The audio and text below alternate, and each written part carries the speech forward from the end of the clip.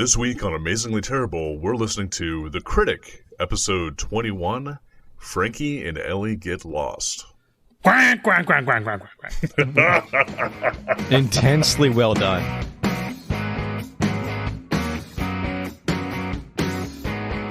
You're listening to Amazingly Terrible, the podcast that's a fraction of what it should be. My name's Adam. I'm Matt. I am David. They call me Mike. They do. So, a fraction of what? Like, is it 1/4? Or, like, is it one of the weird fractions, like, 7/8? Well, it depends on how you want to look at it. 7/8 is a weird fraction. Well, it's practically 8/8, so why don't they just call it that? Yeah, if it's 7/8, they may as well just make it 3.5/4. I mean, jeez. Or 5 out of 7. And I need to apologize to our listeners. We did get an Orson Welles episode, but it is not the one with the green penis. It's not the one with the green penis. Unfortunately, No. It's the one that everyone talks about. Yeah, it's not this episode. That everyone talks about. all the people that are constantly bringing up The Critic to me. Well, everyone who brings up The Critic brings up that. So Why in my subset professional our workplace, they are constantly bringing up John Lovick's vehicle, The Critic, to me. When people come up to me and talk to me about John Lovett's vehicles, Yeah. they're usually talking about Southland Tales, not The Critic. Are they sure they're not talking about the vehicle he drove in the movie Rat Race, which was a Seth Green vehicle, I believe? Yes, I believe you were right. Mm-hmm. God, that was a good movie, wasn't it? Got Mr. Bean in it with have you seen this Wayne room? Knight. Newman. My wife and I quote that movie so often, like where really? we just walk into, like we're somewhere and it's like really pretty and we're like, have you seen this room? And then the other person always is like, yes, I'm in it, and we just get a laugh out of that. Nice. Jesus, that's cute. That's have nice, you Mike. seen this room? Yes, we're in it. Do you think that movie they were like, hey, you know what's cheap? Comedians. Let's get all of them. I think so. My sister was bragging to me the other day that she almost booked John Lovitz to come out to do one of the festivals that she was putting together for Texas. Holy shit. And how she had like a little bit more money, she would have actually booked him to come out. How much does it cost to book John Lovitz these days? I don't know. I did not ask. Maybe I should have. Maybe we could have gotten him on the show. Oh, man. Yeah. Get some real talent. I don't think his career has sunk that far. Not as far as Good Orson point. Welles, with fish sticks. How dare you? Mm-hmm. Hey, I'm just You leading know in. the last thing Orson Welles was in, right, Mike? Your mom. Rosebud peas? No, Oh. that was a good one. Good one. Was it? You know what? If my mom did bang Orson Welles, I'd probably high five her. To be perfectly honest. Fuck, I'd Like, high go, five her girl. during. Wait, you were there? Kick the door in. What up, Adam's mom? Just want to give you a $5. Nice. No, the last thing that Orson Welles was in was the Transformers movie. He played Unicron. We'll get to it eventually. I'm sure it's in one of our lists somewhere. So, since we're probably going to breeze over the intro, and it's just fresh on my mind, can we talk about the Mandela effect of the moon in the intro? Because do any of you have vivid memories of the moon looking like that skull, like in the intro? Like the last scene in, the opening to The Critic is this moon, and it looks like a face, where it's got the two eyes, and it looks like, one of the skeletons in The Nightmare Before Christmas or something like that. But if you look at the moon now, and you look at any picture on Google of the moon, it looks nothing like that. But I vividly remember... Wait, do you just mean the moon? Yeah, like... Or do you mean like the moon as depicted in the show? Yeah, you understand that was a drawing of the moon. The drawing of the moon, I distinctly remember as a kid, the moon looking exactly like that. Where it looked like a face up there. Okay. Kind of like the man on the moon came from the fact that people looked up and it looked like a face. But did something happen in the 90s that the moon, no longer looks like that? Yes, your imagination died. Well, there was that time in the early 90s where the chair in the Chippendale gang shot a laser at the moon and started carving the chair's initials into it. He wrote CHA. Like part of an A, CH and part of an A. But then he was stopped. Yeah. So. Okay, so I've paused. I've rewatched the opening and I've paused on the moon, and it does look distinctly like a screaming face. It does look a bit like a face, yeah. And that's what the moon used to look like to me, and that's what it used to look like back in the 80s and 90s. But now when you look at the moon, it looks different. But now do a Google search. Do a search for the moon, and make sure forbid you actually look at the moon. Well, I can't right now because it's cloudy as hell right now, and I don't think it's a full moon. But if you do a search for the moon and you have safe search on, just in case. Search on. Then the photos of the moon I'm looking at, they have boobs on it. It's just the moon with the boobs. There's a big brown eye in the middle of most of these. Oh, jeez. But no, there's no face. Mm-hmm. The moon and the Critic, they didn't just draw some random thing. They based it off of the moon, but... I'm pretty sure they drew a random I thing. feel like this is the big... Like, we're so deep into Mike's nostalgia that we're starting to see the psychosis set in. And, like, in about 5 to 10 years, he's going to be like, do you remember in the 80s and the 90s, the moon was alive, and it played jazz and did advertisements? Yeah, do you don't remember? You remember it? He used to sing that song, "When the moon hits your eye like a big pizza pie." Yeah. No, don't you remember he did Taco when the Bell moon had commercials? a face and it was talking, and then all of a sudden the rocket landed into the moon's eye? that youthful, bright-eyed, bushy-tailed me is dead, and it's just the old, tired... Yeah. bitter me that's just forced to wake up every day and live out the same day. I'm saying you just burrowed into the corpse of your former self, and you're living in your own chest cavity, feasting on your entrails.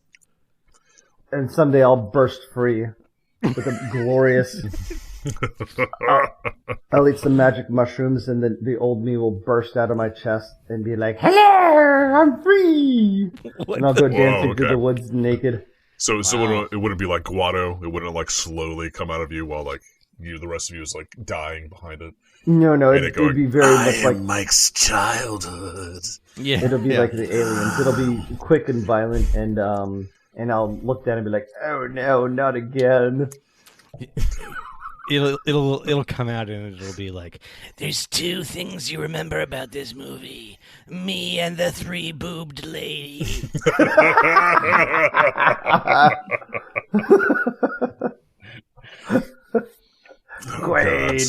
Quaid, start the reactor. Anyways, let's actually get on topic about what we're supposed to be talking about. Yeah. Sure, yeah. You're in charge.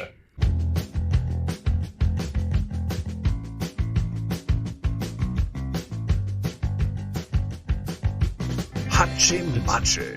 Did I tell you guys about the moon and how I thought it was? So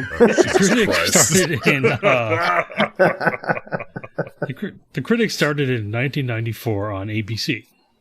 Nice. Yeah. It starred John Lovitz, and ABC had a lot of notes about how racy the show was. They didn't like that he had like a different girlfriend every week. And also, according to Wikipedia, that his eyes were too small. But yeah, and the design was a bit different than the second season and the first season. His head was flatter too. Was that why in the second season he gets a girlfriend? Yeah, the writers took the notes. They gave him a steady girlfriend. They gave him a bit more Disney-fied design, and ABC sold the show to Fox. And Fox was like, "What is with all these family values? This isn't the show we wanted to run." Nice. So after season 2, Fox canceled the show. Yay! A happy ending. They also brought in a lot of people from The Simpsons and soon to be the Futurama cast. Well, it was written by and created by Al Jean and Mike Reiss, who are showrunners, writers, and general bon vivants. And it was produced by James L. Brooks. Yeah. And that's why Nixon looks the same in all 3 of those shows. Yeah. Who actually makes an mean appearance in this Futurama? episode? What did I say? I don't know. You just said 3 shows. Yeah, Futurama. I said that earlier. No, you said 3 shows as if Nixon actually showed up in The Simpsons as well. He Yeah, does. didn't Nixon in The Simpsons? He Nixon does. shows up in The Simpsons, yeah. don't know. Matt Groening I just- famously hates Nixon. Well, that makes sense. I'm sorry. I have to watch all 30 seasons of The Simpsons to see if Nixon is in any of them. You know what you have to do, David. Because I refuse to watch The Simpsons after season 30. Yeah, none I of get those it. exist to me. No, it's tough. I started watching The Simpsons. I was like, you know what? I'm going to catch up. I'm going to get all the way through it. Mm-hmm. And I think it was about like year 2 of watching like 10 episodes a day. I just had to give up. So, but the thing that I thought was very interesting though is even though you said that they sold it to Fox and Fox canceled it after the 2nd season, they did still have a Critic Simpsons crossover. They did. The Critic was in The Simpsons. That was an epic crossover. Yeah. It actually Yeah. it seemed like a crossover that worked out pretty well, unlike the Futurama one. Didn't they parody like a Flintstones Jetson crossover right before the Critic showed up? Like the Simpsons, Bart was like, Yes. "Oh, not another crossover. Those episodes are so lame." And then like Jay Sherman walks in the door. Yes. Probably. Yeah. Upon closer inspection, these are loafers. Okay, I don't even... That wasn't even a quote from... Was it, or was that just in the Critic? Was that not? Where was the Arnold Not Schwarzenegger? this episode. McBain. It was McBain. He's in The Simpsons. Yeah. Yeah. I thought McBain was Simpsons, not the Critic. No, he is The Simpsons. That's what I said. He's The Yeah. Simpsons. Well, wasn't in that? That's not this episode. Yes. Okay. So No. focusing on this episode. Mm-hmm. David, Come on. tell us a little more about the history of Yes. the Critic. Please do. No, that's all I got. So, I wanted to leave something in case we do the show again. Okay. That's fair. That's fair. And because I suspect this show is going to run long. That's So, fair. All right. Sure. Yeah. Make your excuses. We have the opening credits. Mm-hmm. You see iconic New York buildings. Yeah. Unfortunately, several of them. Hmm. Yeah. We even get a shot of the Twin Towers Yes, that's what I'm talking as they about. do like the sunset on there. So, oh, gotcha. It's like part of the logo screen. The music that they use for the opening credits, I actually enjoy immensely. It actually reminds me a lot of some modern day classical artists that actually write music that's inspired by New York. I do enjoy this style of music a great deal, especially whenever it's dealing with the subject of New York. It actually feels very fitting to me. So I don't know if anybody else has that same like feeling or nostalgia for New York. Maybe the guy that lives in New York. Yeah, it makes me nostalgic for the New York that no longer exists. that probably never actually existed. Right, that existed only in the memory of 2 people who moved to L.A. The one thing that's weird about the opening credits is that there's a lot of bits in it. Yeah. Oh, yeah. Yeah, it's like the Simpsons, credit scene gag, but like on steroids. Yeah. And it is interesting that they did fit in many. They didn't have a different one for each show, but they did fit in many different outcomes to those bits. And they did the same thing for the outro for the show as well. Yeah. And honestly, this is the thing about the Critic. Parts of it are very funny.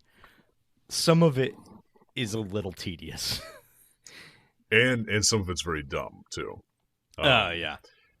And by not to go too much on like a hot take of the entire thing, by today's standards, they do tell several jokes that are funny but like feel somewhat incomplete. Like they could have gone a step further in ending the joke and sealing the joke. It's almost like the premise and the setup itself was supposed to be the joke without an actual like punchline. Yeah, I think that. And they have some weird, like, some of the funniest lines, like there's one really funny line that they just like kind of cut away from, and it just doesn't land. What? Though I'll tell you when we get to it. Yeah. Okay. The show starts with Coming Attractions, the movie review television show Jay Sherman stars on. We see a clip from a sports documentary about electric football. Mm-hmm. And it's a Ken Burns documentary. And Jay's boss, Duke, interrupts the show to cut to a cat video. Yeah, that was prescient of him.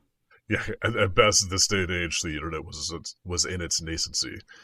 Yeah. It was just a So- whittle kit and You did not have video in those days. Exactly. So next scene. Jay and his girlfriend Alice are driving to his parents' house for their 40th wedding anniversary. yeah. Flashback to the last woman Jay brought home. An inflatable one that got punctured and flew around the dining room in classic cartoon balloon fashion. Yeah.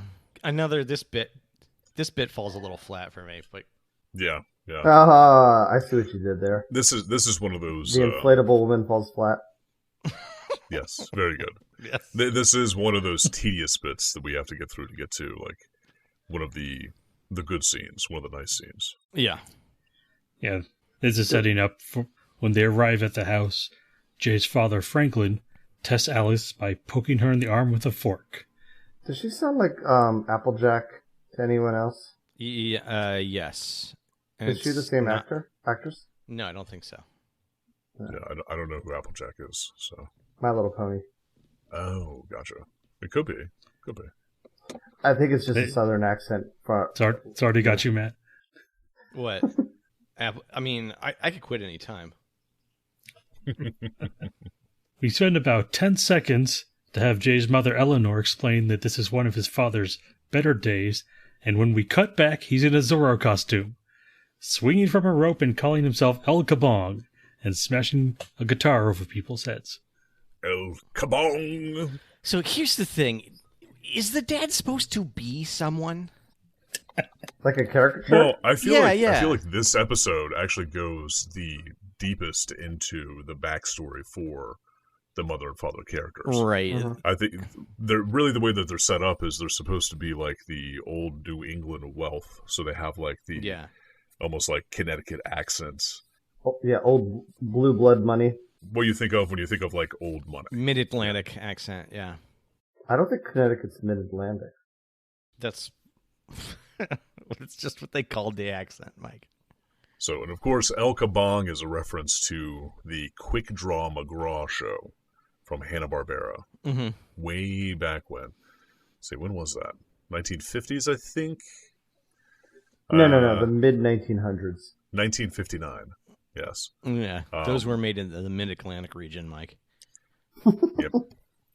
And I actually have very fond memories of Quick Draw McGraw because it was one of the few cartoons they played on AFN when I was a kid after I got home from school. So when I was living in Germany, it was one of the first cartoons that would come on. So I had to suffer through the old cartoons before getting to the new stuff. Quick Draw McGraw is one of those cartoons that I completely missed just because not having access to television, it wasn't one of the old cartoons that got replayed enough that I saw, ever encountered it. Mm-hmm.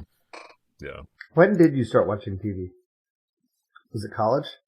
When did I start watching TV? I mean, I used to come over to Adam's house and watch it all the time. No, I don't mean like for the first time, but like when did you start regularly saying, "Oh, it's 8 o'clock. I'm going to turn on some TV." Probably not until college, right? I mean, Maybe I even then. didn't even really do it during college. Yeah. Did you ever do it? Like, do you still not like watch TV? I mean, I still watch TV. I just, now that we're streaming. You stream it. Yeah. Yeah. I don't have to do it at a particular time. I guess maybe after college, after grad school, I did that a little bit, but not really. That's one of the things that I remember in the 90s, and it's like every late, like early generation X parent and or young baby boomer parent, they always had the TV on as background noise. Like, they'd be wandering around the house, no one's in the TV room, but you got the news on or the weather channel, or it was just noise. It was just... that's what killed Police Squad. Leslie Nielsen TV series that inspired Naked Gun, Police Squad, was extremely well received, and everybody that watched it loved it. But it was killed because nobody was actually watching the TV. They just had the TV on for noise, for sound. So nobody actually got the gags because half the stuff in there was sight gags. The thing that gets me is that I think that honestly that's really a product of their anxiety and how they dealt with it back in the day. Like having to have the TV and having constant input. Like I feel that all the time now. I think it's how they like made their brain shut off. It's kind of like playing loud music. And in all fairness, nowadays I have my AirPods in Yep. all the time listening to podcasts. So Exactly. it's the same thing. So Yeah, it's But just a good way not to think. Does it stop the unfortunately. voices in your head? Stops the anxiety-inducing voices. Yeah, Yeah. the voices. That's my voice in the background going, "Motherfucker, what are you doing? Go get a better job. Go get paid. Yeah. Why are you just sitting around? Wow. Stop doing dishes. Get We out went there." straight into self-worth, didn't we? Why do you think we're doing got this? a master's degree. Why are you getting paid pennies? Exactly, yeah. You're worth more than this. You're worth peanuts, not pennies. Exactly. You can So at you least eat be the getting peanuts. fed. Yeah, you can't eat copper. All you can do with the pennies is feed them to squirrels. Squirrels. Squirrels. So Jay's sister Margo plays a film made of old home movies. You mean Bart Simpson? When she talks, I'm like, why does her voice sound so familiar? And I looked it up. It's Nancy like, Cartwright. Okay. Yeah. Nancy Cartwright. Yeah. Yep.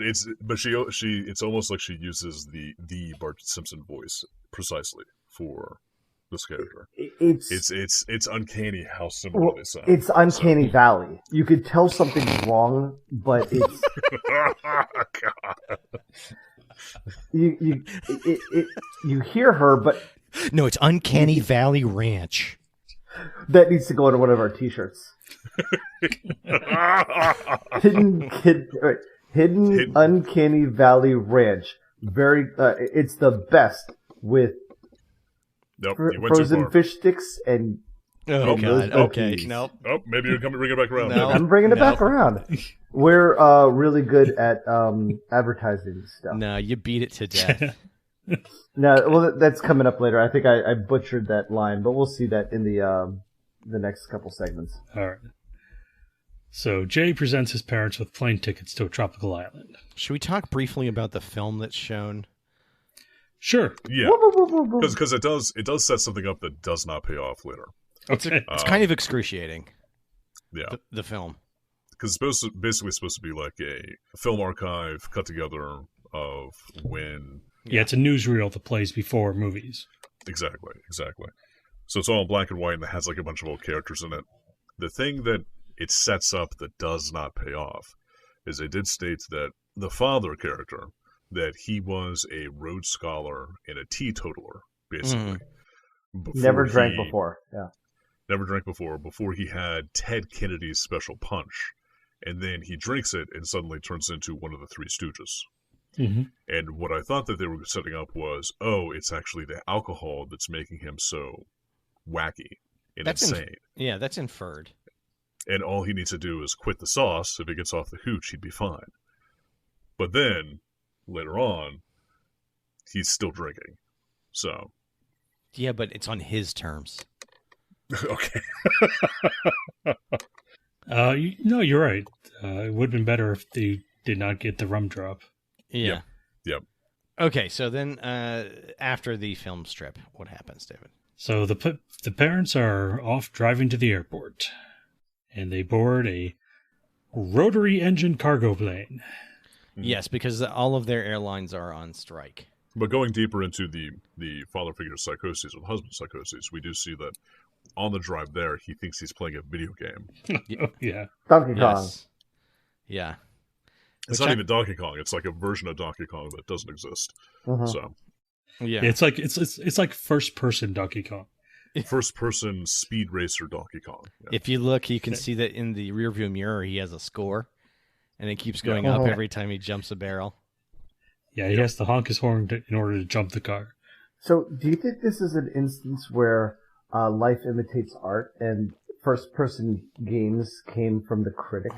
Yes, No, 100%. because I had Yes. an Atari in the 80s, and that had first-person games on it. Yeah. Oh my God, how did they even do that? It was crazy. I don't know. Like I mean, if you played the old Bard's Tale or any of the Might and Magic series, those were all first person. Yeah, those are all first, and they were back in the mid '80s, and like Wolfenstein. Well, 3D. yeah, Wolfenstein, like was where like they had to use 1991, where right? they used 19 2D sprites in a 3D environment. Like you could go around something and it's the same picture. Mm-hmm. But that was that Wolfenstein was way after the Atari age. Like I can't imagine the processing power that went into trying to make something look 3D when we were in an age of side scrollers. Anyways, just food for thought. Terrible food. Well, I It's didn't garbage. say it was This gourmet. tastes like fucking Wendy's. Hey, don't you shit on Wendy's. I will show you Eidolon sometime Okay. Eat along. because it is a first-person shooter, and it is really crazy. I bet it's a trip. Yeah. And not a good one. It's a really bad trip. Anyway, they get on Hindenburg Airways. Yeah, because all the other airlines are striking at this moment, which I feel like was something that might have been like prevalent in the 1990s. That was No. maybe topical. When for the isn't show. Yeah, fair enough. But there was one thing that I did want to point out before we get into the flag. When Jay was presenting this trip to his family, he did say that this was the same island that he went to on his honeymoon because he was previously married. And then they have a really horrific depiction of Pacific Islanders Yes. where they sacrifice them to their volcano god, and they're all wearing reed skirts. Yes. So I feel like that's like the one thing in this particular episode that does kind of not date very well. Are you forgetting the gay commercial? No. Oh, yes, that's right. I did forget the gay commercial. That's right. Yeah. Yeah. That also did feel a little icky. It felt I wasn't sure what I was supposed to feel, you know? Yeah. I didn't like the shaky cam. That was Well, that was intentional. that was making me queasy. Yeah. Yeah, I mean it was supposed to be, you know, the My So Called Life of gay commercials. Yeah. Like the reality TV show aspect. Yeah. What were they selling in that commercial? I don't That's remember. Actually, Nothing. What a bad fake commercial. I just remember they were comparing Jethro to Jed from Beverly Hillbillies. Yeah, and I again like a whole bunch of references I did not get because I wasn't raised by a TV. Yeah. The flight is pretty shaky, so Franklin goes to the cockpit and discovers that it's a penguin who's been flying the plane and that he's been drinking. This part was funny. That's when he realizes penguins can't fly. And Penguins can't fly? the plane falls out of the sky. Like literally just straight down. Yeah, disobeying the laws of physics. It was beautiful. But yeah, I feel like this is one of the quotes that we actually quote regularly Oh yeah. whenever we're hanging out and talking. Yeah, it's it's part of It our personal feels like mythos. it's one of the more memorable quotes. I'm not sure if we actually quote this one though. Yeah. Yeah, we quote Well, another show that also had this line in it. Oh, really? No. Well, we quote a lot of the Critic, like inadvertently. There'll be like even in this episode as we were watching it, I was like, I say that all the time. I didn't realize I got it from this. Yeah. Crazy. I definitely hey. thought of you when we got to the second Orson Welles. Yeah. Yeah. They're even better when they're frozen, Frozen. or they're even better when they're raw. No. And The I second love one, Nope where he's- Narf. I love what? Nope Narf. Nope, nar. Yeah, it's Franklin backwards. It's another episode where Geraldo Rivera was asking Franklin a couple things like, "What's your?" I hear you could say your name backwards. He says, "Nope Narf." Nice. And what's your favorite food? Nope Narf. Okay. Nice. Okay. I guess you had to be there. Jesus Christ. I don't I don't even know. Okay. Go ahead, David. Please save us from ourselves. So Jay's parents have been missing for a week, and Alice is there comforting him. The family attorney steps in and plays a video will that was produced starring Orson Welles. Because he needed the money. And Orson Welles keeps trying to interject some sort of fantastical aspects to the will reading by introducing goblins and danger, and the producer keeps stopping him and telling him it's a video will and to knock it off. Yeah. Yes. And then we see Jay's parents, and they state that they're leaving control of their assets to Jay. And the assets total $1 billion. Commercial break.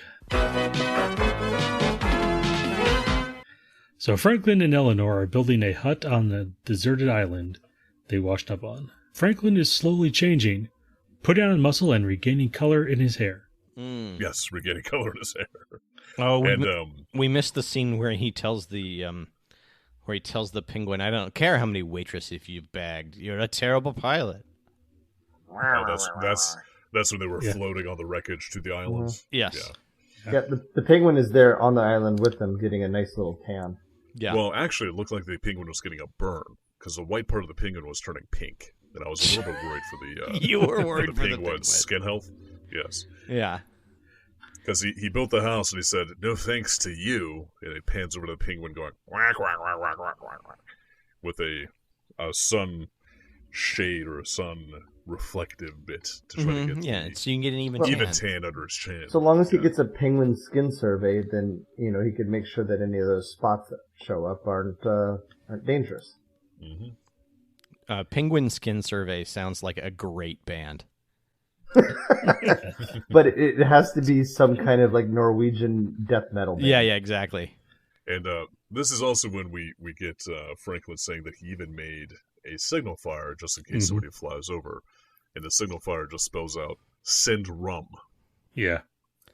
And a pilot flies overhead and hits the rum button. Rum drop. Yeah, rum drop button. And drops a single bottle of rum with a little parachute on it, which Franklin catches. Which also leads me to the conclusion that it's not the lack of alcohol that was causing his hair to turn gray and him to be crazy. Or the alcohol. It wasn't the alcohol. It wasn't drinking alcohol that caused all that, because he drank the alcohol and continued to gain muscle and gain back sexual functions and stuff like that. So it's literally just living in the modern world in New York City that was killing Jay's dad's sanity and mind and body. That's what's happening to my daughter's dad. Well, actually, this is when I was like, you know what? I think this is actually just reinforcing what we already know from that Mitchell and Webb show, where the protagonist of the story that is actually able to save all of humanity just has 1.5 drinks. Right. Never 3 He's beers. Slightly tipsy all the time. Never 3 beers. Only 2.5 beers. The Knights Templar. So this is really Franklin discovering the secret of the Knights Templar. Yeah. Templar. Maintaining the right blood alcohol. Here, let's go with the inebriati. That one's easier. Inebriati. I love it. Oh my god! Do we have any jokes of our own? Are we allowed to have our own jokes? The only joke that we have that's our own is Blue Mountain Beanhole. That's it. Yeah. And I think we've beaten that one to death already. I see what you did there. Beating the Blue Mountain. It's like what you did to your penis. That's exactly what I did. Smashed it to smithereens. Now it's just one flat foreskin.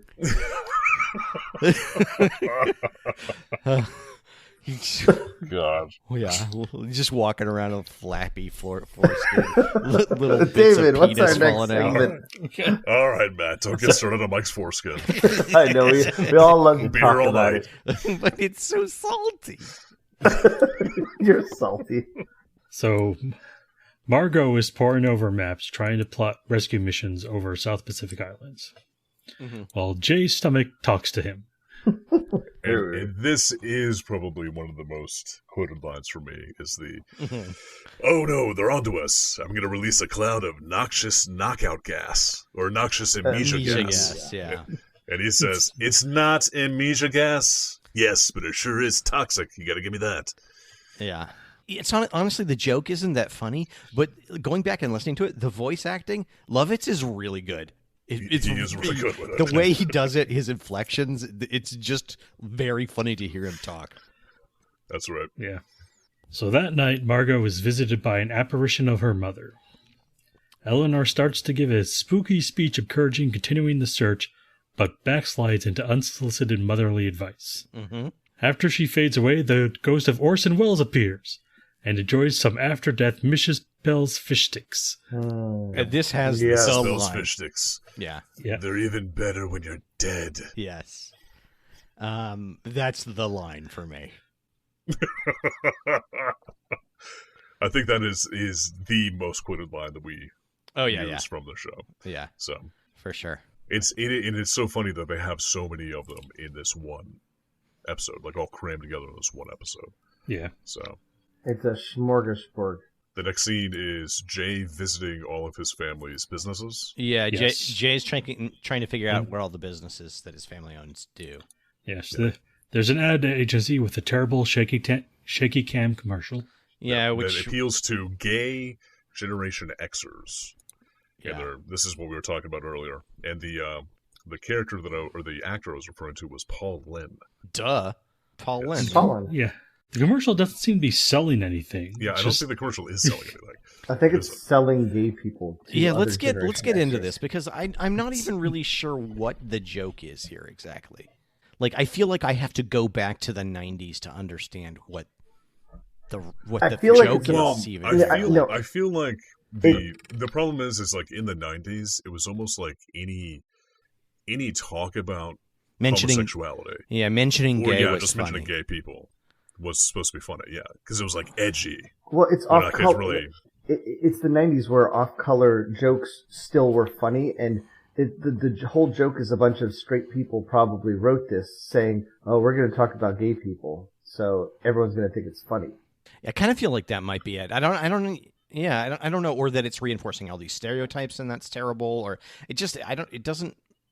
I don't know. Or maybe they're just trying to get some sort of Paul Lynn reference in here because they do reference a lot of old TV shows all the time. And this was an episode, like this commercial was referencing like 2 old TV shows, even for Generation Xers. Like Bewitched and Beverly Hillbillies wasn't really something Gen Xers would be watching unless it was on like Nick at Night. But what about but gay we've all Generation seen it. Xers? We've all watched those. Even me. Well, we have.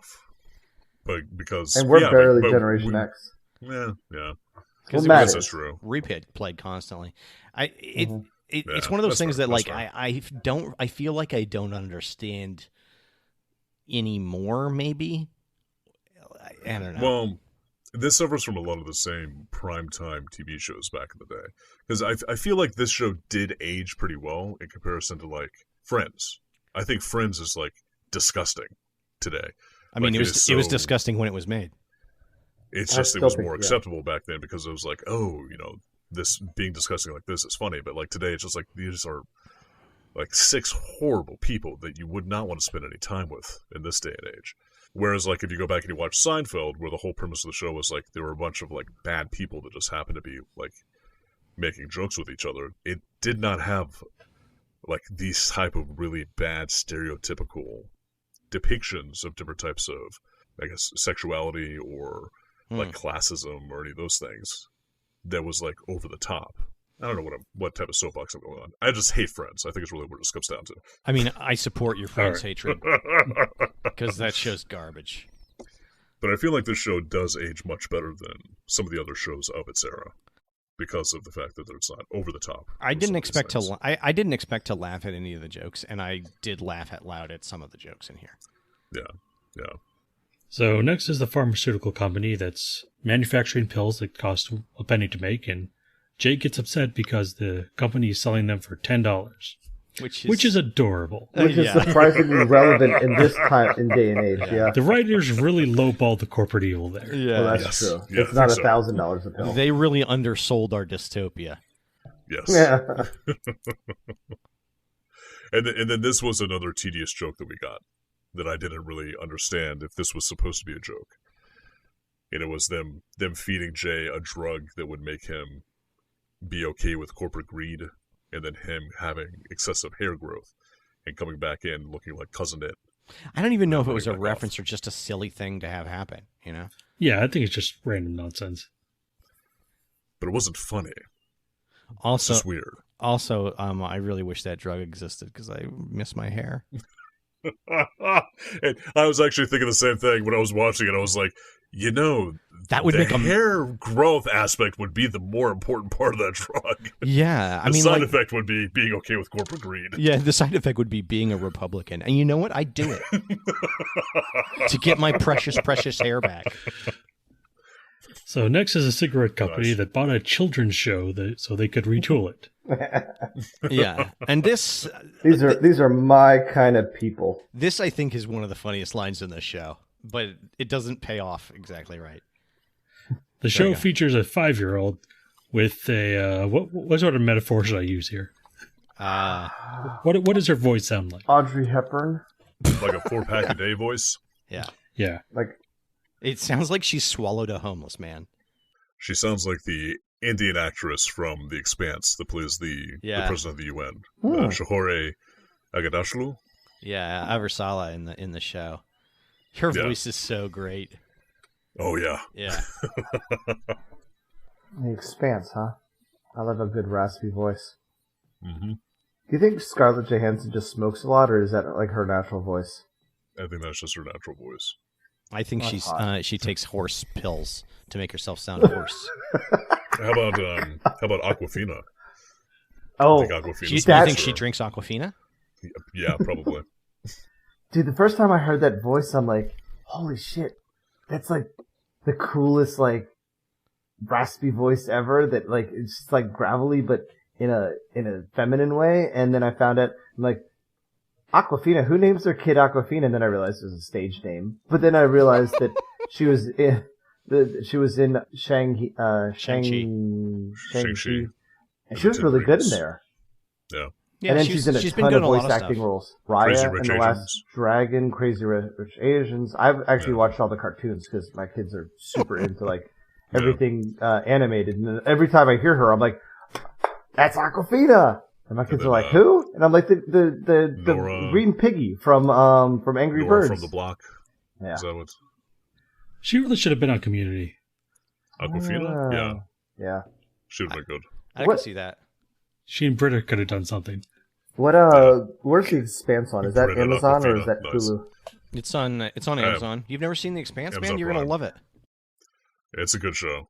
This is the scene where the salesman who's showing the commercial says that Jay's getting disgusted by these terrible cigarette ads, and he says, "Jay, think of the children.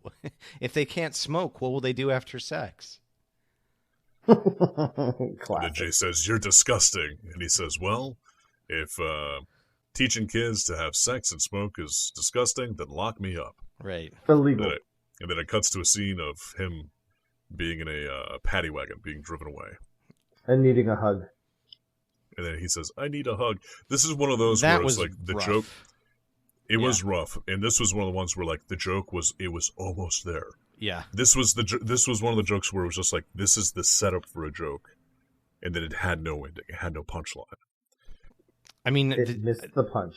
It had no punchline, kind of, because he is punished, right? Like, if the satire is that he's terrible and our society condones it, then it's confusing about what they're saying. Yeah. The punchline should have been how many of his own cigarettes he's now worth. Ooh, that would have been good. I like that. Nice. That is fucking dark. Yeah, it's dark. It's dark, but it's funny. That would have been good. Yes, that's very, very beautiful. You're hired. Benny, move over. You got a new writing partner. We got a new writer, and he works for cigarettes. So next, Jay pivots into trying to use his money for good. Yeah. He tries shipping annoying celebrities to the West Coast. And it backfires hilariously. Hilarious is a strong word. Greasing train tracks to make them run quieter. Which ends but hilariously. not stop. but make them unable to I don't even know what the joke is really here. Yeah. I think they were spitballing, and they're like, let's have the train crash into the ocean. And finally, a plan to clean New York City. Which was like the final good idea that he landed on. Yeah. Yeah, I don't get it. To literally clean. Yeah. Yes.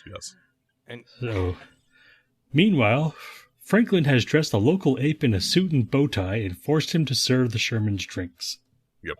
Their reed hut, or their bamboo home, has been transformed into a bamboo mansion. Yeah, it now has a patio with a parasol table, a hot tub, and tennis courts. Yep. And a monkey and an ape servant. And an ape servant plotting to kill them.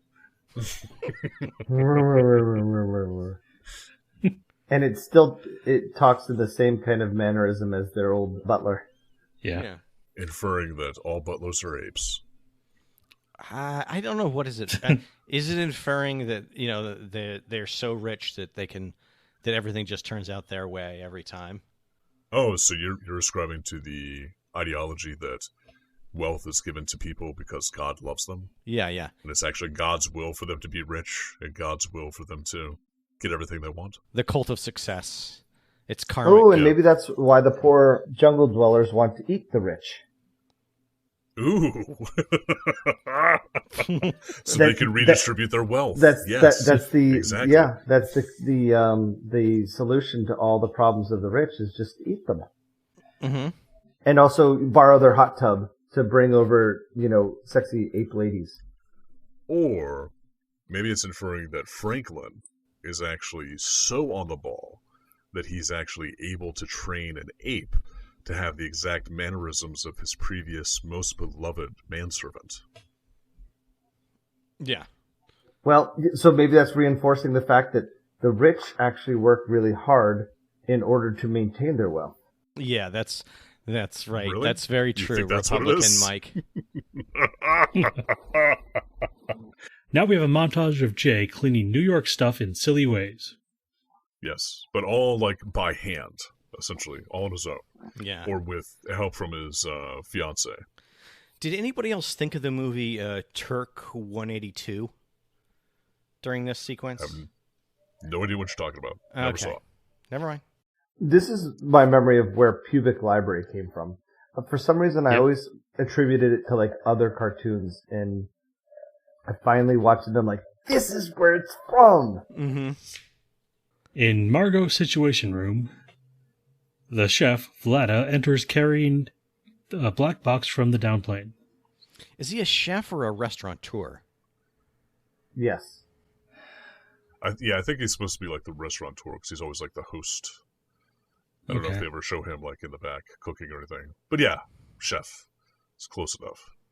He owns the restaurant that has all the celebrity photos on the wall. Yeah. And the celebrities go to eat at. Mm-hmm. So we cut to a scene of how he found it, just so that the guy that voices the Australian character can come to work and say one line. Could be on the show, exactly. Yeah. 2 lines. He said, now there's that old stocking in here. So he said 2 lines. Okay, 2 lines. Hey, that doubles his pay. And I always Probably wondered does. about this particular character for this series. Is he supposed to be like Paul Hogan, or is he supposed to be like Mel Gibson? No, I think he's supposed to be Steve Irwin. Now I think this is pre Steve Irwin, isn't it? I think this is even pre-Steve Irwin, yeah. I think this He's is even more got like Crocodile. This is the pre-Irwin age, the PE. Yeah. No. He's even got the Steve Irwin mole. Like, it couldn't be Crocodile Dundee. How long was Steve Irwin in he's an action Australia? star. So I'd say he's closer to Mel Gibson. I think he's supposed to be more like a Mel Gibson character. What was the character's name? I don't know. I don't really remember in him, this episode. Yeah, I don't really remember him being much in the show, much at all, really. Oh, I remember him being in it pretty regularly. Really? Yeah. Actually, I thought Regularly he was, enough that everyone remembers him. I think that he was considered one of the main characters because he was supposed to be He's like Jay's best friend. Like Yeah. he's like Jay's only friend essentially. And the fact that he's an actor kind of leads to some issues on a couple of episodes, I think, where like he's criticizing his friend's film. And then also, like, the friend's supposed to be, like, hot and suave, so he helps Jay get the ladies every now and again. And the airplane recording contains detailed location for the searchers. Yep. Yeah. And including some dialogue from the penguin. Yeah. So we know that the penguin was not a figment of Franklin's imagination. No. The It was penguin is actually the pilot. real. Yeah. Yep. A real airline hired an animal to fly one of its planes. An animal that does not fly to fly one of its planes. Yeah. An animal with a drinking problem. And yes, and with a drinking problem. Exactly. Just before this scene, though, they do a bit where, in the ceremony to thank Jay for cleaning up New York, the New Yorkers proceed to trash New York in celebration. Yes, they have a ticker tape parade, and then flip over cars, starts trashing windows, spray painting everything. Mm-hmm. Yes, and this all dirties the city again. Yeah. And leads to one of Jay's famous lines, Hachi Machi. Yeah, I hate that line so much, but this did feel I love it. This did feel very New York to me. Oh, the people just trashing the city in celebration of its cleanliness. Yes, it's quite New York, because New York is like, why is it so terrible? All the people. Why is it so wonderful? All the people. Nice. So, going back a little bit, his name is Jeremy Hawk. And Jeremy Hawk, okay. And he's best known for his role in Crocodile Gandhi. So I think we know who he was based off of. Yeah. Yes. Ben Kingsley. Yep. Crocodile Gandhi. That's horrible. That it sucked. Yeah. He's that's ashamed kind of the his point. He's ashamed of his age, 43. God, fucking imagine that. I feel sick now. And he's also ashamed of his height. He wears platform shoes to give the illusion of height. Nice. And he has a twin sister, Olivia Newton-Hawk. There you have it. Thanks. Nice. Excellent research, Mike. Yeah, I'm And really he's glad we got only to the bottom in of that. 3 episodes, according to the Critic Wiki. He's only in 3 episodes. That's what the What? Critic Wiki says, but I think it's an Really? incomplete. It's incomplete. It's got to be.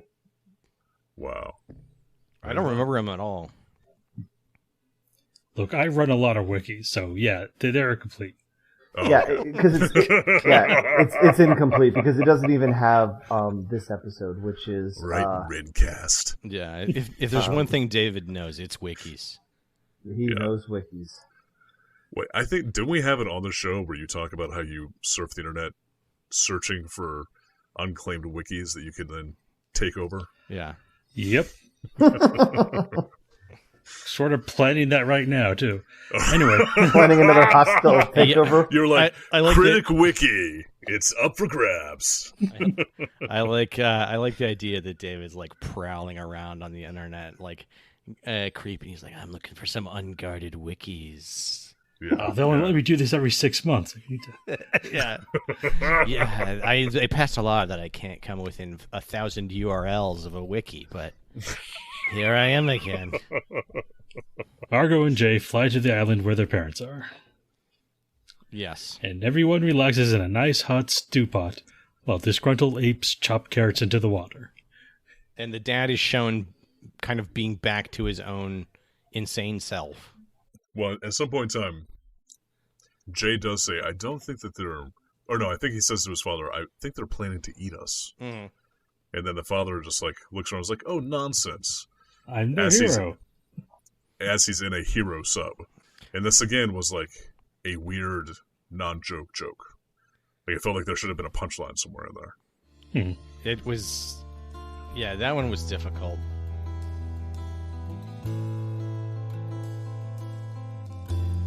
Overall, this episode, I feel like the further we got into it, the more it became just a skeleton with jokes hanging off of it.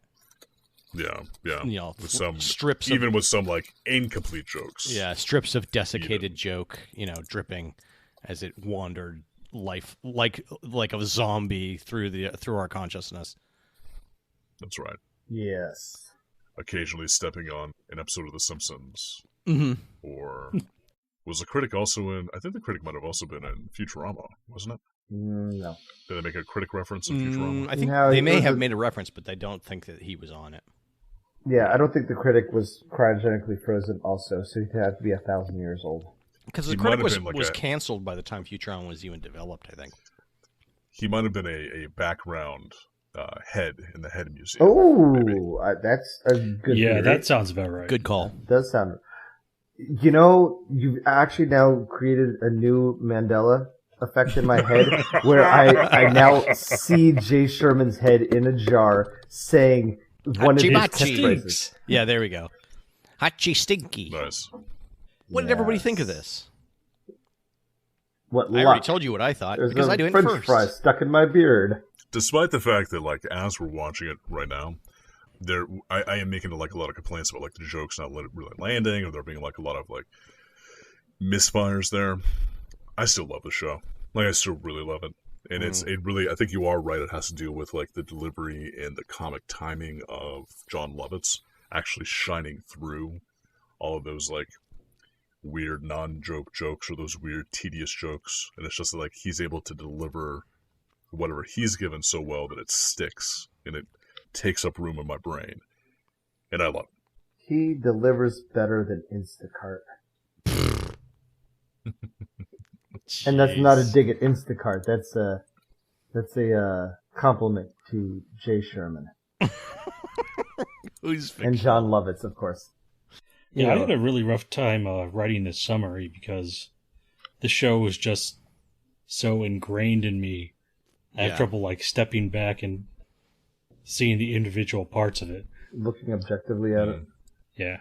Yeah, I mean, it definitely took me back to hear some of those old lines again and just remember all the times, we were stupidly up late at night just mumbling quotes at each other and laughing. Yeah. Mm-hmm. Well, I think it's impossible to look at this this episode, this series objectively, because Jay Sherman is not an object, and we shouldn't treat him like an object. Oh, jeez. I think that there's like only two lines that I can really think of outside of this episode that we also that we quote all the times, and one of them is "Buy my book, buy my book, Yes. Buy my book. buy my book," and then the other Orson Welles, which was Rosebud peas filled with country goodness and green penis. That's it. I'm out of here. Hey, that's awful. Some for the road. Oh, they're even better when they're frozen. What luck. There's a French fry stuck in my beard. Jesus. Yes. Yeah. Yes. Maurice LaMarche is awesome. He actually did, I saw a YouTube clip of him dressed up as Orson Welles and doing that clip live. You have to- really? Yeah. Look it up on YouTube. It's good. Nice. You got to be in the right mindset, because it's as funny as the other ones. It's just it's just him in person doing it. It's so weird though that this show is chosen to lampoon mostly Marlon Brando and Orson Welles, two dead people, Yeah. Too fat. old white dead people. Even at the time of this series, they were dead. Yeah. Actually, was Brando? Brando might have still been Brando? around. Brando might have still been alive. No, he Orson was still Welles alive was. because he did the Island of Dr. Moreau in like Oh, that's 1998. right. He did. He did. I remember because I rented that. You know what's interesting about that movie is Marlon Brando actually stated to the director and played his character in this way. He said that his character would have been a genetically modified dolphin. So he wanted to be a genetically modified dolphin. Also, fun fact about that movie is halfway through shooting, the director went insane, ran off set, and then spent the next 6 months living in the jungle. Yeah, because Brando is apparently terrible to work with. Just like was tanking the production deliberately. Yeah. I would like to live in the jungle on my own. That sounds great. Like Riot? Yeah. Riot I mean, and Gem? I don't want Gem along. You just need some alone time. Yeah. We understand. Just me and my long flowing hair. So, Mike, what did you think? It's everything I remember, and I didn't have to take off rose-colored glasses. Like, Oh, really? it aged well. Like one of you said, It aged better than other things. Yeah.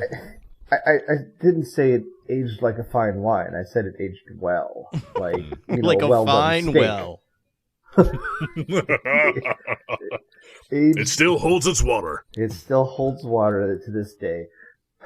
The gay Generation Xer joke kind of fell flat because we're not in the 90s anymore. Mm-hmm. Just the same as watching the Addams Family Value, those jokes have not aged. But for the most part, John Lovitz does such a good job delivering his character that it's really enjoyable and nostalgic. I will agree with you, Mike, in that like it's aged pretty well in that you can tell it was a quality product and it maintains a high quality. Like the animation still looks really good. Character designs are really fun. It's very consistently executed and drawn. Like it doesn't feel cheap at all. That's true. And the jokes that they land really well. So there's a few jokes that were like good. There were like laugh out loud moments, like you were saying, Matt. Yeah, I think so. There was some real groaners in there in between. Which is, it's interesting because I don't remember that from The Simpsons as much. Although going back, and I did a rewatch a year or so back, and there are also a lot of gay jokes in the early Simpsons, and they do not age well. Maybe that's why like they're constantly poking fun at Orson Welles, because on one level, who gives a shit? Yeah, I mean that could be the case. That's why they make fun of Orson Welles and Marlon Brando. Right. Because they deserve to be made fun of. Yeah. I don't know. How many of the best movies ever made have you made? I don't. So next question. Yes, David. Yeah. Yes, David, please keep us on track. Would you let your children watch this? Would I let my kids watch this? I guess I would. I don't know. It has some adult themes. Okay. I do have a modified version. Under what circumstances would you force your children to watch this? Treason. Had they committed treason? Yeah, storming the Capitol. Yeah. If I saw their picture on Facebook of them storming the Capitol, they would have their eyes opened with those little wire things. Wait, forced to watch the Critic.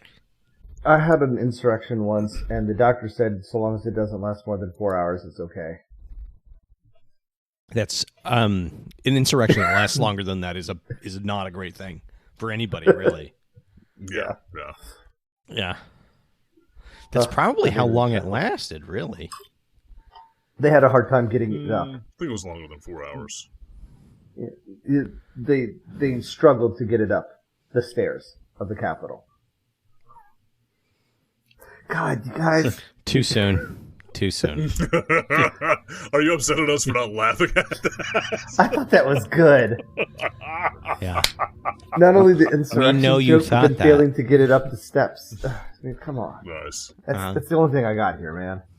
Well, Mike, did you answer as to whether or not you? Yeah, I said the condition would be puberty, or adolescence, whichever comes first. Yes, the next question. Next question. Should we keep the show on the list? I like it. Well, I don't. Well, who cares what you don't like? I care. I am going to say amazing, and I want to keep it on the list. Wow. Yeah. Just because David said that he's got more background for us, that he is saving, keeping in his back pocket, just in case we wind up keeping this around. So I want to make sure that we get a chance to talk more about it. He was covering for his lack of research. Yeah, see, you're assuming I'm also going to be summarizing the next episode. No, that's the conditions. We don't assume anything. No, that's the conditions. Yeah, we don't assume anything these days. Yeah. I'm gonna end up watching these episodes anyways, just because I want to go back to it. But keep it or not, I'm sure that the Critic is going to seep its way into other episodes because it does seem to be like our favorite go-to for several jokes. So, One of them. Nostalgia this is a one of our poison. go-tos. Yeah. Gentlemen, nostalgia is a poison that's killing us from the inside. We've got to cut That's the the whole cord. point of the show, isn't it? I thought that was rum because that seems to be what's doing That's it what to the me. doctor. That's what the doctor tells us. Says is doing it. God damn it! I fucked that up so bad. That's what the doctor says is doing it. Nice. Believable. I just need to take some of those pharmaceuticals that Jay took. Oh Turn yeah. him into So a zombie. that some of the wants- hair-growing pharmaceuticals. Yeah. Yeah. They had an Addams Family bit in there. I'm gonna go with cut. Of course you are. I'm gonna Of go with course you cut. are. I mean, it's Because you're the fun assassin. You don't want to have fun. We get it. yeah. Yep. You found out my I'm on Modern Warfare Call of Duty 12. I'm XXX 420 Elite 360 Fun Assassin. 69. 69. Yeah, that's my code name. That's your handle. Yeah. Mine is Joe. Mama. So David, do you want to put us in a deadlock, or do you want to vote on the right side of history? No, I think we should keep this. God Okay, damn excellent. it. Fuck you and your opinions, Matt. Well, we know Derek texted and he said cut. Did he? Right. Yeah. Did he really? Sure. Because he knows nostalgia's a poison. Are you sure that wasn't nothing? I don't know about that. Well, also, I don't think this is quite as much Derek's nostalgia as it is ours. Ooh, It's are a you calling cancer. Derek a baby? It's a cancer that's eating us from within. What's he I just gonna? I think that's smoking. All right. On to redemption.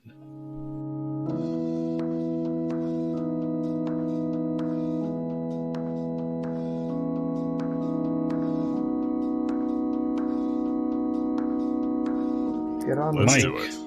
Mike. Mike, what do you want to change about the list? Oh God, all of it. No. Just change the whole Can we be premise doing of the show show. about 90210 instead of cartoons? I just want it all anime. Honestly, I'll be totally honest with you. I saw something online that was like, "Hey, we're doing a show about like the history of this Marvel character," and I was like, "Fuck, why aren't we doing that?" Okay, Mike, are you going to redeem anything? Yeah. I want to enhance Thunderbirds. All right. So how do you enhance it? It's There we been go. enhanced. -4. Episodes watched -4. Yep. What kind of devil dice are you using? That's how the algorithm works. Aren't you supposed to be an expert at Excel? They're dice manufactured by the Wizards of the Coast until recently. Yeah, I don't see any linked cells here. Let me look at where Look at the random index. random index here. Okay. Why do we have a 4-point spread? It seems like it's unnecessarily adding a lot of numbers to this list. So I have the next redemption. Yay, yeah. David, Okay, redeem. Well, finally be. For this episode, because we're all caught up now. Yep. I was just gonna say we're finally caught up. And I have removed Spider-Woman. Ooh. Wow. Why did you remove Spider Woman? Yeah, why'd you do that, Just David? is it part of the spider fatigue, This is or is it? a Yeah, Right. so Okay. it's part of my campaign to squash all the spiders. It's spider fatigue. Yeah.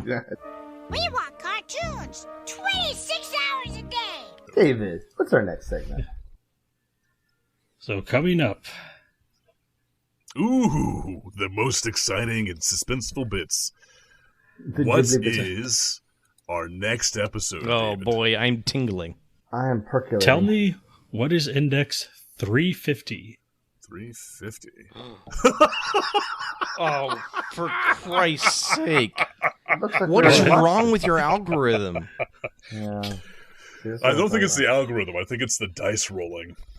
We landed on King Arthur and the Knights of Justice again. Oh, I feel like our we have a listeners. locked-in episode for that, don't we? Yeah, I feel No. like that our listeners don't know how big the list is because they're like, oh, they watch like 3 or 4 cartoons total. Yeah.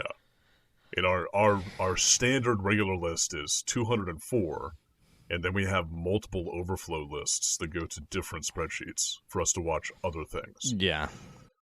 So there's actually like a pretty decent probability of us watching anything else. Well, I mean, we did do this show because of our twin fetishes, weird cartoons and amateur accounting. Who is going to be doing this episode? Because they get to choose the specific episode we watch. Whoa. Roll the dice. Adam, it's going to be you. Yeah. All right. Excellent. All right, so I have everything pulled up. There's one particular episode that really speaks to me, and it's called The Quitters. However, to answer the burning questions that we had last time we watched this series, I think that I might just go back to episode 1. Whoa. Opening kickoff. I think this will give us a little more insight as to what happened. I don't care. I mean, okay. You get to see the football team climb into the Dungeons and Dragons roller coaster. Exactly. Let's sign off. Yes. Are Seth Rogen and Joe Rogan related? Yeah, they're Blood brothers. father and son. Father and son's better. I like the idea that they're blood brothers, though. Oh, they're blood brothers and father and son. And they're Eskimo brothers as well. For Amazingly Terrible, I have been mildly amused. For Amazingly Terrible, I have been apolitical. No, you haven't. Deeply political. For Amazingly Terrible, I've been deeply political. For Amazingly Terrible, Hachi Machi, it sucked. I've been Mike. Oh, Jesus. It stank.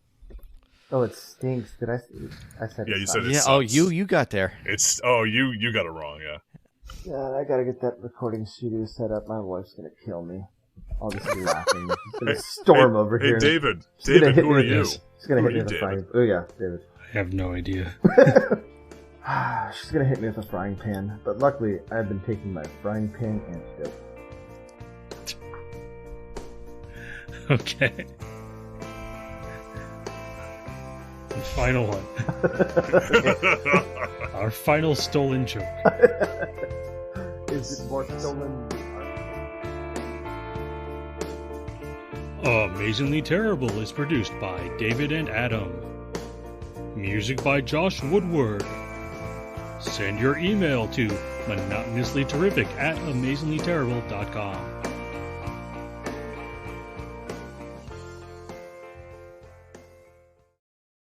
Redemption means I can bring back any voted outs. Nope. I already tried that, actually. Really? So what? David specifically told me I was not allowed to bring back Pride of the X-Men. Okay, so specifically that one. Okay, so what am I allowed to do then? It's not for the reasons you think. It's because he was a big dickhole between recording that episode. I missed that one. I feel bad. You shouldn't. Oh, okay. I never thought of it that way.